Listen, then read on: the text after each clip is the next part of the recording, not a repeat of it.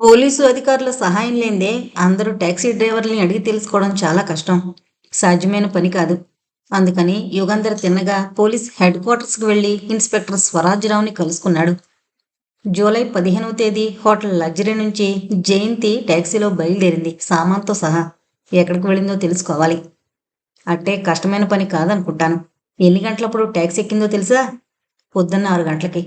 అది తెలిస్తే ఇంకేం, డ్రైవర్ లాగ్ బుక్లో ఉంటుంది ఎక్కడికి వెళ్ళింది, ఇన్స్ట్రక్షన్స్ ఇస్తాను అని టెలిఫోన్ తీసి ఇంకొక పోలీసు ఉద్యోగితో మాట్లాడి అరగంటో గంటో 2 గంటలో పట్టొచ్చు అంతే అన్నాడు స్వరాజ్యరావు.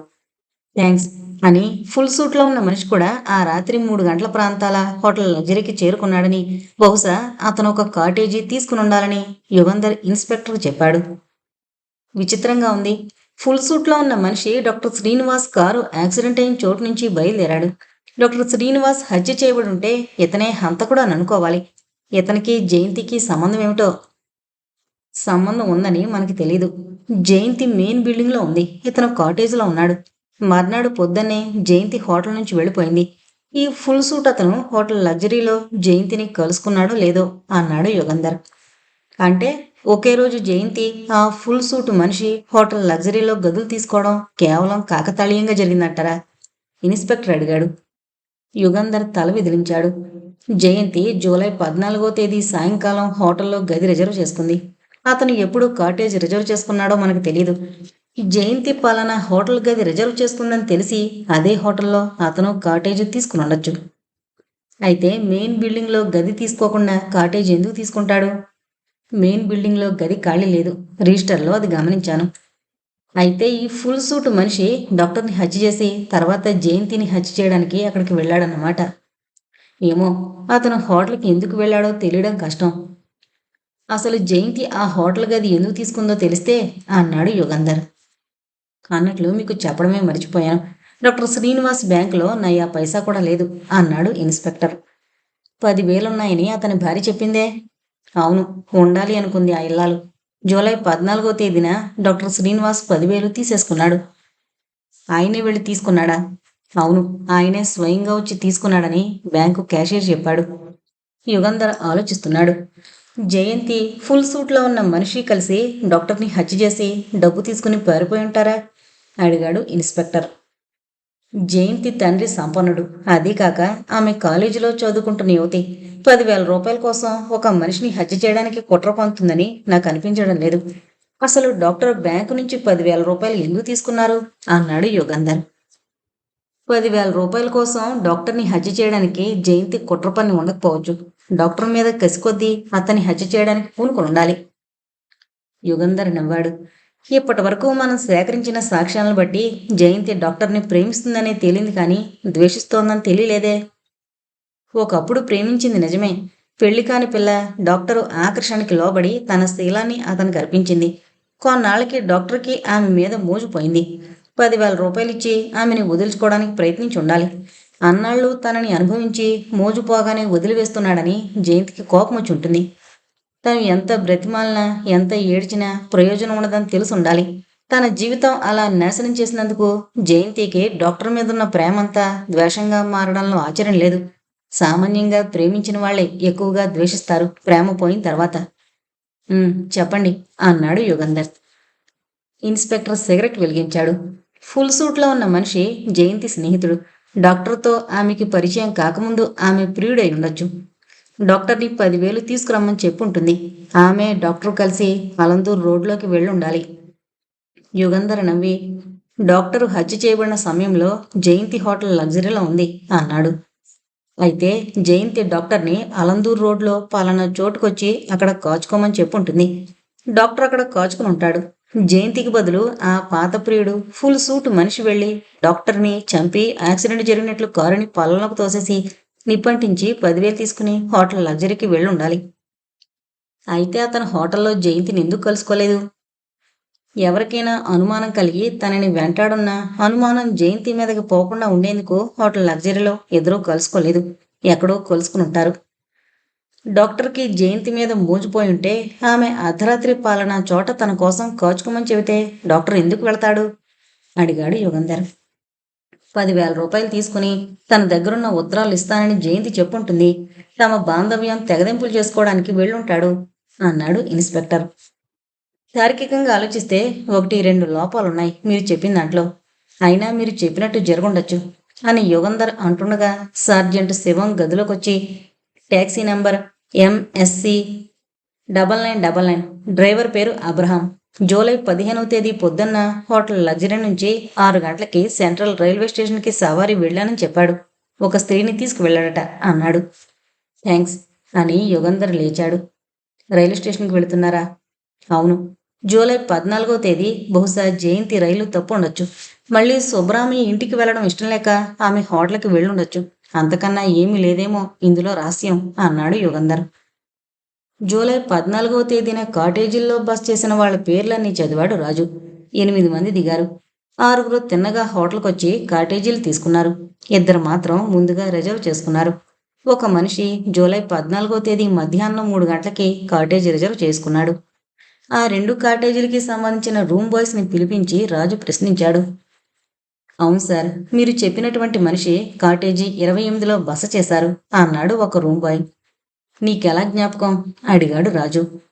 ఫుల్ సూట్లో ఉన్న మనిషి సాయంకాలం 6 గంటలకొచ్చి కాటేజీలో అరగంటుండి వెళ్ళిపోయాడు సార్. సామానులు లేవు. నేను అడిగాను, సాయంత్రం వస్తాయని చెప్పారు. మర్నాడు పొద్దున్న నేను డ్యూటీలోకి వచ్చేటప్పటికి ఆయన కాటేజీలో ఉన్నారు అన్నాడు.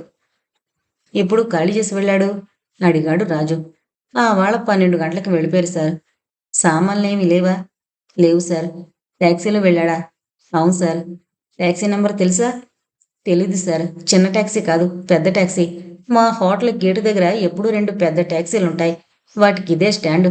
డ్రైవర్ తెలుసు. ఉన్నాడేమో చూసి పిలుచుకురా. కుర్రాడు పరిగెత్తుకు వెళ్ళి 10 నిమిషాల్లో తిరిగి వచ్చాడు డ్రైవర్తో. రాజు అతన్ని అడిగాడు. జ్ఞాపకం ఉంది సార్. ఈ రోజుల్లో బేబీ ట్యాక్సీలు వచ్చాక మాకంత గిరాకీ లేదు. ఎప్పుడైనా 5 ఓసారిగా వెళుతుంటే తప్ప మమ్మల్ని ఎవరూ పిలవరు. అలాంటిది ఒక్కడే అయినా పెద్ద ట్యాక్సీ ఎక్కారు. అందుకే జ్ఞాపకం ఉంది. వర్ణించి చెప్పు, ఎలా ఉన్నాడు అతను? నేను మొహం సరిగ్గా చూడలేదు సార్. ఫుల్ సూట్లో ఉన్నాడు. బట్టలు కాస్త నలుగున్నాయి. ఫెల్ట్ హ్యాట్ పెట్టుకున్నాడు. అందుకే మొహం స్పష్టంగా చూడలేకపోయాను. ఎక్కడికి తీసుకెళ్ళావు? సెంట్రల్ స్టేషన్లో దింపాను సార్. సరిగ్గా ఎన్ని గంటలు దింపావు? 12:15 అయింది సార్. థ్యాంక్స్ చెప్పి రాజు రూమ్ బాయ్కి డ్రైవర్కి చెరొక 2 రూపాయలు ఇచ్చి అక్కడి నుంచి బయలుదేరాడు. ఫుల్ సూట్లో ఉన్న మనిషి సూర్యప్రకాష్ అనే పేరున కాటేజీ తీసుకున్నాడని రిజిస్టర్లో చూశాడు. అది అతని అసలు పేరో మారు పేరో తెలియడం కష్టం. హోటల్ లగ్జరీలో కాటేజీ రోజుకి 30 రూపాయలు. అంత డబ్బు ఖర్చు చేసే మనిషి 3వ క్లాసులో ప్రయాణం చేయడు. ఫస్ట్ క్లాసులో ప్రయాణం చేస్తే రైల్వే రికార్డుల్లో పేరుంటుంది. సెంట్రల్ స్టేషన్ చేరుకోగానే రాజు రైళ్ల రాకపోకల టైం బోర్డు దగ్గరికి వెళ్ళి 12:15 తర్వాత బయలుదేరే రైళ్లేవో చూశాడు. బెంగళూరుకి passenger, Janata express, Arkonam passenger, Guntakal passenger, ఈ రైళ్లన్నీ 2 గంటల లోపునే బయలుదేరుతున్నాయి. రాజు రిజర్వేషన్ గుమస్తాను కలుసుకుని జూలై 15వ తేదీన సూర్యప్రకాష్ అనే అతను ఏ రైల్లో ఎక్కడికి వెళ్ళింది చెప్పమని అడిగాడు. అరగంట సేపు రికార్డులన్నీ వెతికి చివరికి, సార్, సూర్యప్రకాష్ అనే అతను మీరు చెప్పిన రైళ్లలో వెళ్ళలేదు అన్నాడు. పోనీ ఏ రైల్లో ఎక్కడికి వెళ్ళింది చెప్పగలరా? జూలై 15వ తేదీ రాత్రి బొంబాయి మెయిల్లో సూర్యప్రకాష్ అనే పేరున ఫస్ట్ క్లాస్ రిజర్వేషన్ ఉంది బొంబాయికి అన్నాడు గుమస్తా. గుమస్తాకి థ్యాంక్స్ చెప్పి రాజు ఎంక్వైరీస్లోంచి బయటకొస్తుండగా యుగంధర్ ఎదురయ్యాడు. రాజు తన దర్యాప్తు ఫలితం యుగంధర్తో చెప్పిన తర్వాత ఇద్దరూ కలిసి మళ్ళీ ఎంక్వైరీస్లోకి వెళ్లారు. కుమారి జయంతి అనే ఆమె జూలై 15వ తేదీ ఏ రైల్లో ఏ ఊరికి వెళ్ళిందో చెప్పగలరా అడిగాడు యుగంధర్. రిజర్వ్ చేసుకుంటే చెప్పగలం అని గుమస్తా పుస్తకం చూసి, you are lucky. Kumari Jayanthi July 15వ తేదీ బెంగళూరు ఎక్స్ప్రెస్లో బెంగళూరుకు వెళ్ళింది. ఫస్ట్ క్లాసులో ప్రయాణం చేసింది అన్నాడు. ఆమె ఒక్కతే వెళ్ళిందా? ఆమె కూడా ఇంకెవరైనా ఉన్నారా? ఈ పుస్తకంలో ఉన్న పేర్లవి. అది 4 బెర్తుల కంపార్ట్మెంటు. మహావీర్ అనే ఆయన, సుందర్ అనే ఆయన, డాక్టర్ శ్రీనివాస్ అనే ఆయన, కుమారి జయంతి. ఎవరు? డాక్టర్ శ్రీనివాసా అడిగాడు యుగంధర్. అవును, డాక్టర్ శ్రీనివాస్ పేరున రిజర్వేషన్ ఉంది. ఆయన ప్రయాణం చేసి ఉండడానికి వీల్లేదు. జూలై 14వ తేదీ రాత్రి డాక్టర్ శ్రీనివాస్ మరణించారు. అలాగా, అయితే క్యాన్సిల్ చేసి ఉంటారు. ప్లాట్ఫామ్ టీసీని అడగండి, వివరాలు తెలుస్తాయి అన్నాడు గుమస్తా. యుగంధరు రాజు ఆ వేళ డ్యూటీలో ఉన్న ప్లాట్ఫామ్ టీసీని కలుసుకుని అడిగారు. అవును, నాకు బాగా జ్ఞాపకం ఉంది. కుమారి జయంతి అనే ఆమె వచ్చి డాక్టర్ శ్రీనివాస్ ఆ వేళ ప్రయాణం చేయడం లేదని బెర్త్ క్యాన్సిల్ చేయమని చెప్పి టికెట్ ఇచ్చేసింది అన్నాడు. కుమారి జయంతి ప్రయాణం చేసిందా? ఎస్ అన్నాడు అతను. ఈ సూర్యప్రకాష్ అనే అతనికి జయంతికి ఏదో సంబంధం ఉండాలి. డాక్టర్ శ్రీనివాస్ జయంతి కలిసి జూలై 15వ తేదీ ఎక్స్ప్రెస్లో బెంగళూరు వెళ్ళడానికి బెర్తులు రిజర్వ్ చేయించుకున్నారు. అంతకు ముందు రోజే ఎందువల్ల జయంతి హోటల్ లగ్జరీలో గది తీసుకుని సుబ్బరామయ్య ఇంటి నుంచి బయలుదేరి సెంట్రల్ స్టేషన్కి వెళ్ళి అక్కడి నుంచి ఇంకో ట్యాక్సీలో హోటల్కి వెళ్ళింది. మర్నాడు పొద్దున్నే హోటల్ నుంచి రైల్వే స్టేషన్కి వెళ్ళి ఎక్స్ప్రెస్లో వెళ్ళిపోయింది. డాక్టర్ ప్రయాణం చేయడం లేదని టీసీకి చెప్పి బెర్త్ క్యాన్సిల్ చేసింది. జయంతి ప్రవర్తన చాలా విచిత్రంగా ఉంది. సూర్యప్రకాష్ అనే అతను కారు ప్రమాదం జరిగిన చోటు నుంచి కాలినడకన బయలుదేరి గిండి రైలు స్టేషన్ దగ్గర ఒక లారీ ఎక్కి మౌంట్ రోడ్ చేరుకుని అక్కడి నుంచి రాత్రి 3 గంటలకి హోటల్ లగ్జరీకి వెళ్ళాడు. అతను అంతకుముందే కాటేజ్ రిజర్వ్ చేసుకున్నాడు. అతను 12 గంటల ప్రాంతంలో ట్యాక్సీలో సెంట్రల్ స్టేషన్కి వెళ్ళి బొంబాయి వెళ్ళిపోయాడు. బెంగళూరు నుంచి జయంతి బొంబాయికి వెళ్ళిందో, బొంబాయి నుంచి సూర్యప్రకాష్ బెంగళూరు వెళ్ళాడో దర్యాప్తు చేస్తే కానీ తెలీదు. జయంతి ప్రవర్తన బట్టి, ఆ సూర్యప్రకాష్ ప్రవర్తన బట్టి డాక్టర్ని హత్య చేసి ఇద్దరూ ఈ ఊరి నుంచి పారిపోయారేమో అనిపిస్తోంది. హత్యకి కారణం వాళ్ళని పట్టుకుంటే కానీ తేలదని అనుకోవచ్చు. రాజు, నేను బెంగళూరు వెళ్తున్నా జయంతి విషయం ఆరా తీయడానికి. 3 జోకర్స్ రెస్టారెంట్లో ఉంటాను. సూర్యప్రకాష్ విషయం తెలిస్తే ట్రంకాల్ చేయి. నువ్వు బొంబాయి వెళ్ళి హోటల్ హాలిడేస్లో దిగు. నీతో అవసరం కలిగితే నేను ట్రంకాల్ చేస్తాను అన్నాడు యుగంధర్. రాజుని విమానాశ్రయంలో దింపి యుగంధర్ కారులో బెంగళూరు వచ్చాడు. 3 గంటలకల్లా బెంగళూరు చేరుకున్నాడు. బెంగళూరు కంటోన్మెంట్ రైల్వే స్టేషన్లో విచారించడమా, తిన్నగా హోటల్కి వెళ్ళి పోలీసు అధికారుల సహాయంతో హోటళ్లన్నీ గాలించడమా, ఏది మంచిది? బెంగళూరు నుంచి ఇంకో ఊరికి వెళ్ళిందేమో అని ఆలోచించాడు. కంటోన్మెంట్లో ఆగి స్టేషన్లోకి వెళ్ళి టికెట్ ఎగ్జామినర్ని అడిగాడు. No sir, no. మీరు చెప్పినటువంటి ఆమె ఈ స్టేషన్లో దిగలేదు. అలా ఒంటిగా వచ్చుంటే నాకు జ్ఞాపకం ఉంటుంది అన్నాడు తను. యుగంధర నవ్వుకున్నాడు. టికెట్ ఎగ్జామినర్ 25 ఏళ్లవాడు. బెంగళూరు సిటీ రైలు స్టేషన్కి వెళ్ళి అక్కడ అడిగి చూశాడు. జ్ఞాపకం లేదన్నారు. బెంగళూరుకి టికెట్ కొనుక్కునుంటే ఇక్కడే దిగుంటుంది అన్నాడు ఒక ఉద్యోగి చాలా తార్కికంగా. బెంగళూరుకి టికెట్ కొనుక్కునుంటే బెంగళూరు దాటి వెళ్ళడానికి వీల్లేదు. అయినా ఈ రైలు ఇక ముందుకు వెళ్ళదు. నా సమస్య అది కాదు. ఈ ఊళ్ళోనే దిగిందా, వెనక ఏ స్టేషన్లోనైనా దిగిందా అని అది ఎలా తెలుస్తుంది అని ఊరుకున్నాడు ఆ ఉద్యోగి. ట్యాక్సీ డ్రైవర్ని, సైకిల్ రిక్షా వాళ్ళని, జట్కా వాళ్ళని అడిగి చూశాడు. జ్ఞాపకం లేదన్నారు. 3 జోకర్స్ హోటల్కి వెళ్ళి గది తీసుకుని తర్వాత బెంగళూరు పోలీస్ కమిషనర్ ఆఫీస్కి వెళ్ళాడు యుగంధర్. తను వచ్చిన పని చెప్పగానే, మిస్టర్ యుగంధర్, మీరు వెళ్ళి వాకప్ చేయనవసరం లేదు. మా ఆఫీసర్ల చేత నేనే వాకప్ చేయిస్తాను అన్నాడు కమిషనర్. థ్యాంక్ యూ, రేపొచ్చి కలుసుకుంటాను అని యుగంధర్ హోటల్ చేరుకున్నాడు. పోలీసులు దర్యాప్తు చేసి చెబుతారు. తను అంతవరకు చేయగలిగింది ఏమీ లేదు. పత్రికలు చదువుతూ గదిలోనే కూర్చున్నాడు. రాత్రి 8:30కి గదిలో టెలిఫోన్ మోగింది. యుగంధర్ స్పీకింగ్ అన్నాడు. Detective inspector Shivanna speaking sir. మీకు ఫోన్ చేసి చెప్పమన్నారు చీఫ్. ఏంటి?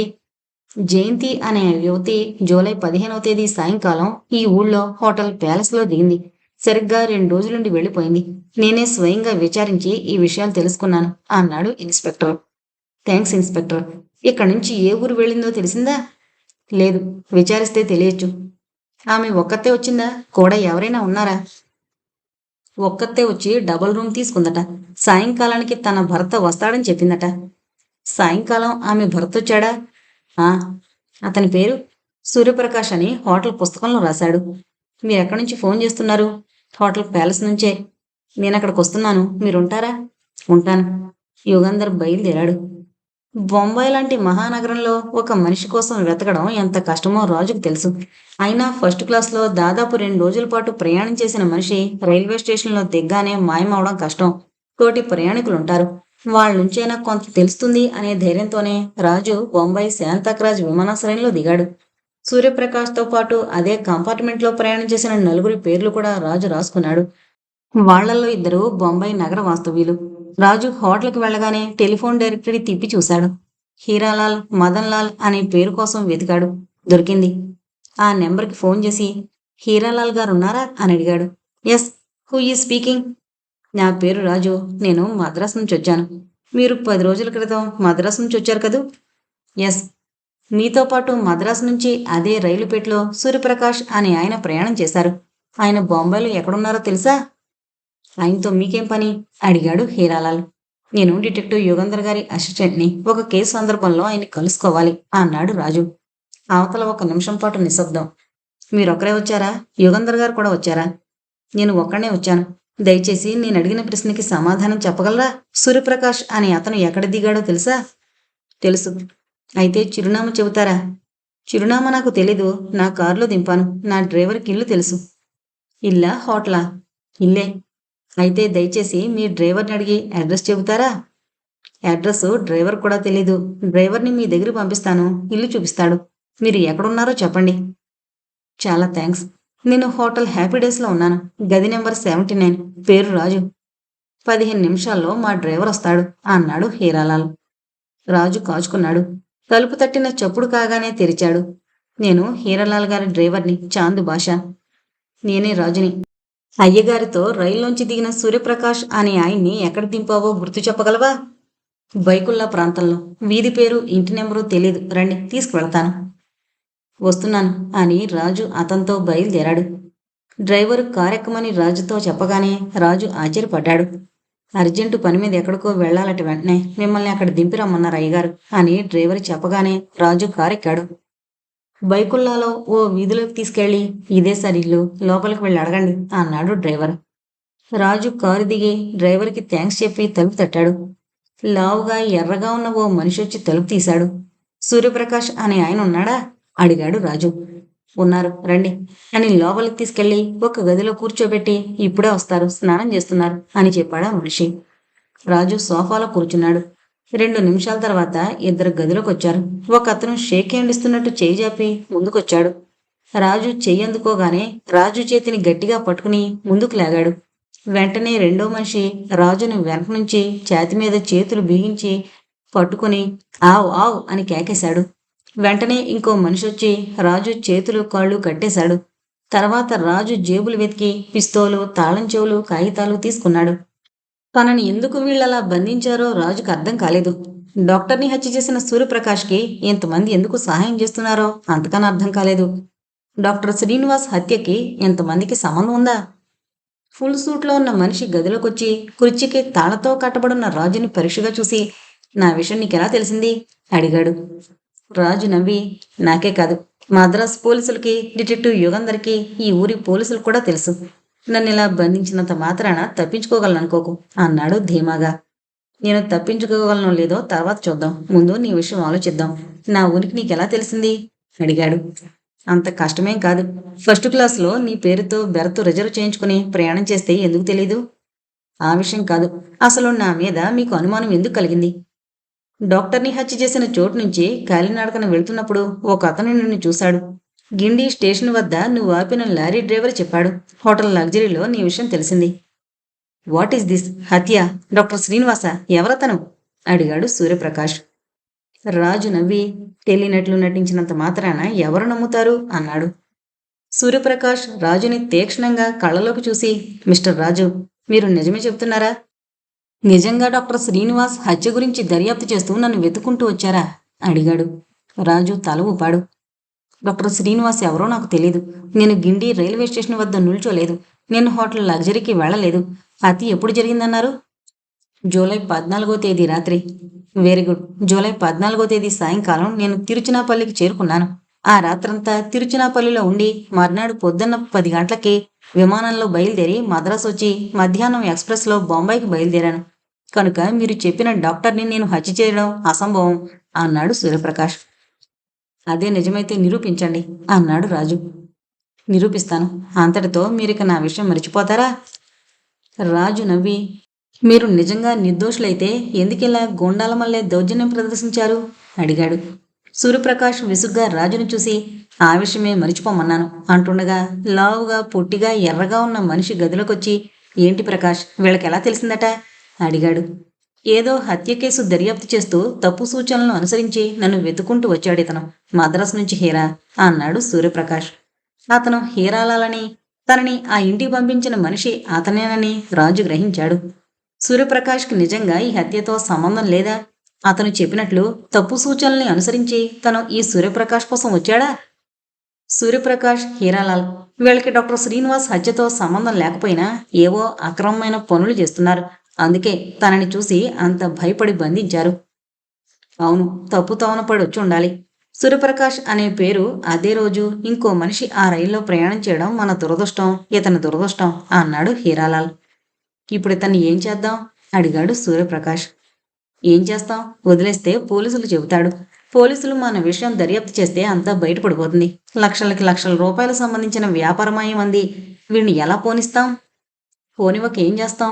ఇక్కడ ఎంతకాలం బంధించుంచుతాం? అడిగాడు సూర్యప్రకాష్. బంధించుంచడం దేనికి? దారాకి గులాబ్కి చెప్పామంటే 5 నిమిషాల్లో మనిషిని మాయం చేస్తారు అన్నాడు హీరాలాల్. అటువంటి పొనొద్దు. హత్యలు చేయడం నాకు ఇష్టం లేదు. నాకిష్టం లేదు. తప్పనిసరి అయినప్పుడు ఏం చేస్తాం? అందరం జైలుకి వెళతాం. ఇతని వాగ్దానం ఇస్తాడేమో మన విషయం పోలీసులకు చెప్పనని. ఇతను వాగ్దానం నమ్మడం ఎలా? ఇక్కడి నుంచి తిన్నగా పోలీస్ కమిషనర్ ఆఫీస్కి వెళితే ఏం చేయగలం? ఈ యుగంధర్కి, అతని అసిస్టెంట్కి పోలీసులతో చాలా స్నేహం. తప్పదు. వీణ్ణి ఫైనల్ చేయాల్సిందే. సూర్యప్రకాష్కి ఇష్టం లేకపోయినా ఏం చేయలేక మౌనంగా ఉండిపోయాడు. హీరాలాల్ డ్రైవర్ని పిలిచి అతనికి ఏదో చెప్పాడు. డ్రైవర్ వెళ్ళిపోయాడు. సూర్యప్రకాష్, హీరాలాల్ అక్కడే రాజుకి ఎదురుగా కూర్చున్నారు. రాజు వాళ్ళని పరీక్షగా చూస్తున్నాడు. సూర్యప్రకాష్ని దబాయిస్తే దడిసే మనిషే, కానీ హీరాలాల్ సులభంగా బెదిరే మనిషి కాడు. రాజు చేతులు కదిపి చూశాడు. చాలా గట్టిగా కుర్చీకి బిగించారు. ఊడదీసుకోవడం సులభం కాదు. ఎవరో గూండాల్ని పిలవమని చెప్పుండాలి హీరాలాల్. వాళ్ళు రాగానే తనని వాళ్ళకి అప్పచెప్పి వెళ్ళిపోతారు వీళ్ళు. పాతిక్కో పరక్కో హత్యలు చేసే గూండాలుంటారు ఈ ఊళ్ళో. గూండాల చేతిలో చిక్కిన తర్వాత వాళ్ళ నుంచి తప్పించుకోవడానికి అవకాశం ఉండదేమో. అంతలో 2 గదిలోకొచ్చారు. బిగుతుగా ఉన్న పైజామాలు, షర్టు వేసుకున్నారు. రాజుని పరీక్షగా చూశారు. హీరాలాల్కి సలాం చేశారు. వీణ్ణి ఫైనల్ చేయండి అని చెప్పి హీరాలాల్ సూర్యప్రకాష్తో వెళ్ళిపోయాడు. వెంటనే 2 గూండాలు రాజు దగ్గరకొచ్చారు. ఒకడు కత్తి తీశాడు. రాజుని పరీక్షగా చూస్తున్నాడు. ఎక్కడ పొడుద్దామా అన్నట్టు. అంతలో హీరాలాల్ మళ్ళీ గదిలోకొచ్చి ఇక్కడ కాదు, ఎక్కడికైనా తీసుకెళ్ళండి అని చెప్పి వెళ్ళిపోయాడు. వాళ్ళు తలలూపారు. ఒకడు వెళ్ళి నిమిషం తర్వాత ఒక పెద్ద గోను సంచి తీసుకొచ్చి రాజుని తల మీద పిడికిలతో కొట్టాడు. రాజు కళ్ళు చీకట్లు కమ్మాయి. తల తిరుగుతోంది. తనని కుర్చీ నుంచి విడదీసి గోన్లో పడేస్తారని మాత్రం తెలుసు. అంతే, స్పృహ పోయింది.